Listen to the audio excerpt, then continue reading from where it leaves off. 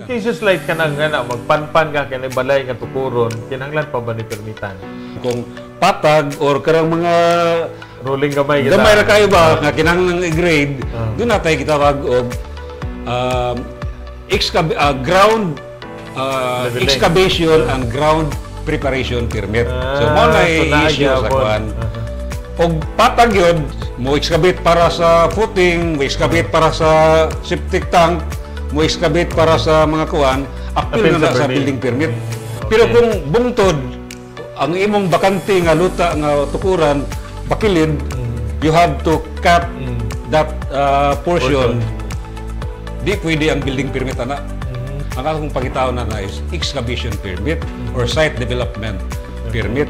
Mao ginay kasagaran nga sakit manang kanang mga katawhan nato nga stakeholders nga nakamonitor rin nga atong programa karon, help us educate to our constituents.